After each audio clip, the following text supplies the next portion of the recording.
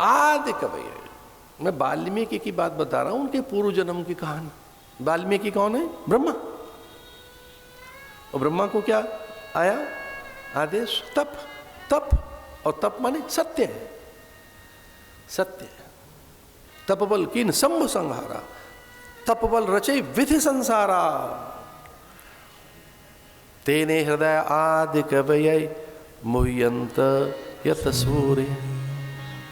आदि कवि। ये आदि कवि कौन है? भगवान नारायण स्वयं, उनसे ब्रह्मा, और ब्रह्मा के ये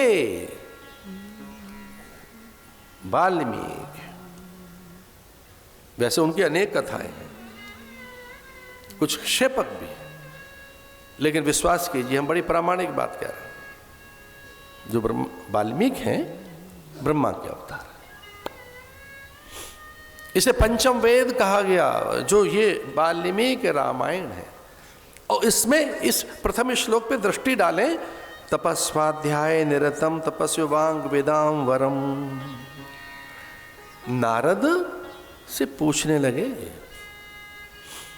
आदि कवि क्या करना चाहिए।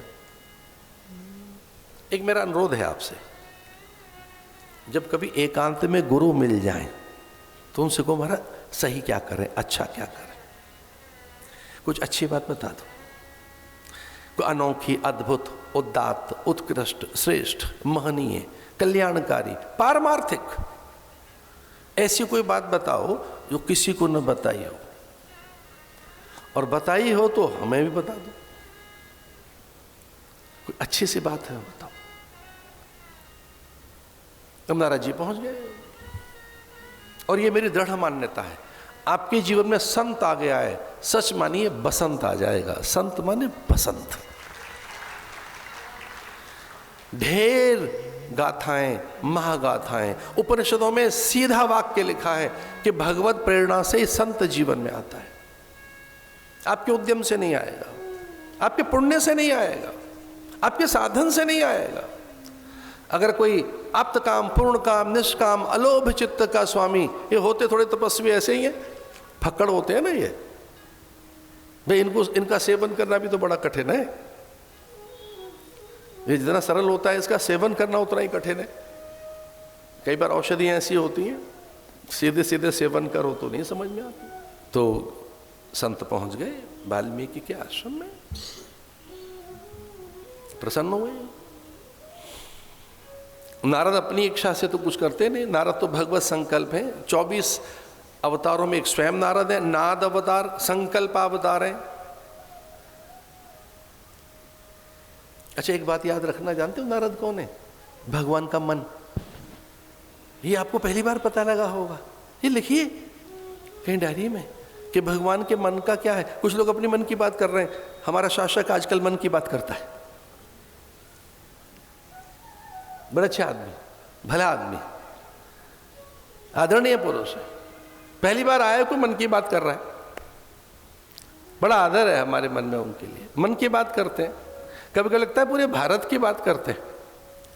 याद रखना, नारद भगवान का मन है, तो भगवान के मन में जो कुछ होता है वही नारद के मन में होता है। अब नारद जी कुछ भी कर रहे हैं, नारद जी अपनी ओर से कुछ नहीं करते। और नारद हमारे आदि गुरु हैं, भक्ति के आचार्य हैं। 12 आचार्यों में एक आचार्य नारद हैं, ज्येष्ठ, श्रेष्ठ, और उनसे सारी गाथाएं और कथाएं हैं। अहो नारद धन्योसी विरक्ता नाम शिरोमणि श्री कृष्णदासा नाम अग्रणी योग भास्कर। भागवत की प्रेरणा दी किसको? अरे महर्षि वेदव्यास को किसने प्रेरणा दी? किसने इंस्पिरेशन दी? किसने इंस्पायर किया कि भागवत लिखो? नारद जी ने। वो गिर पड़े चरणों में महर्षि वेदव्यास सुन के कि गुरुदेव आप यहां पहुंच गए, ये नरनारायण पर्वत के मध्य में भैरवी चक्र, उर्वशी पीठ, ये अद्भुत हिम प्रदेश, यहां करने क्या आ गए? तो नारद जी ने कहा बस ऐसे ही आ गया मैं, भगवान का धाम है, कहना ना, बिना उनकी कामना प्रेरणा के तो आप आ नहीं सकते। मतलब भगवान ने ही आपको भेजा है, मेरे लिए आदेश है कुछ। बोले आदेश तो कुछ नहीं है, तेरी व्यथा और अतृप्त मन देकर, असंतुष्ट देखकर मेरे मन में एक विचार आया, भगवान पर विचार कर, भागवत का स्मरण कर। और महर्षि वेदव्यास ने जो भागवत लिखी, वो अमर कथा जो उतर कर आई उनमें, वो नारद के कहने से। दोपहर का समय और बैठे हैं वाल्मीकि अपने आश्रम में। उस आश्रम की कल्पना बड़ी अद्भुत है कि वहां कोई किसी से वैर नहीं रखता। अहिंसा प्रतिष्ठायाम तत्सन्निधौ वैर त्याग। महात्माओं के सभी प्रकृति के लोग रहते हैं, क्योंकि महात्मा के पास ज्ञान होता है। अरे सिंह और अजा कहते हैं बकरी को, सिंह और बकरी भी एक घाट पे पानी पी लेते हैं। मूषक और सर्प हैं तो सही महादेव के पास, भिन्न भिन्न प्रकृति के सभी प्राणी एक मत होके बैठे। जरा कथा में बड़ी रोचकता है, सुनने वाली बात है कि भगवान का मन है नारद, तो वाल्मीकि ने कहा मेरे पास ऐसे नहीं आ सकते, आपके मन में विचार आया है कोई, और आपके मन में जो विचार आया है वो क्या है? बोले आपके मन में कोई विचार चल रहा है बहुत दिनों से, आप दिव्यता, पवित्रता, सद्गुण, श्रेष्ठता, उच्चता का विचार कर रहे हैं। आप में कोई परम पवित्र विचार उतर कर आ रहा है, पवित्रता का विचार, श्रेष्ठता का विचार।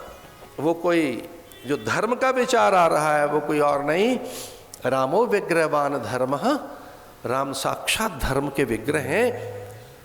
रामायण लिख डालो। तो वाल्मीकि ने रामायण लिखी, और ये पहला श्लोक हमने बताया आपको, तपस्वाध्याय निरतम। रामायण का जो पहला शब्द है तपह। एक और बात, गायत्री में भी पहले त है। वाल्मीकि रामायण में 24,000 श्लोक हैं, गायत्री में भी 24 अक्षर हैं, और प्रत्येक अक्षर से वाल्मीकि रामायण है। ता पहला अक्षर है वाल्मीकि रामायण का, पा अंतिम अक्षर है। तो वाल्मीकि रामायण में सबसे पहले ता और अंत में पा, तपः। तत्सवितुर्वरेण्यं भर्गो देवस्य धीमहि धियो यो नः प्रचोदयात्। ये 24 अक्षर अगर कर लिए जाएं तो ये तप है। अब मैं चूंकि आचार्य हूं, बड़ा संकोच में कह रहा था, मैं हिम्मत तो नहीं पड़ रही, पर कई जगह लिखा है कि भाई सबको अधिकार नहीं है गायत्री का। वैसे तो सब मंत्रों पे सबका अधिकार है, भगवान का तो सब पे अधिकार है। पुरुष चरण आदि में विधान अनुष्ठान में कोई चूक न हो, इसलिए महापुरुषों ने कोई मर्यादा रख दी। भाई गायत्री में अधिकार नहीं है तो गायत्री का सार कर लो। तो चारों वेदों का कोई सार है तो गायत्री, और गायत्री का कोई सार है तस्य वाचक प्रणव, ओंकार।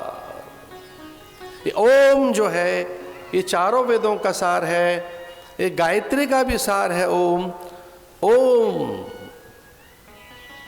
ओंकार बिंदु संयुक्तम नित्यम ध्यायन्ति योगिनः कामदम मोक्षदम चैव ओंकाराय नमो नमः।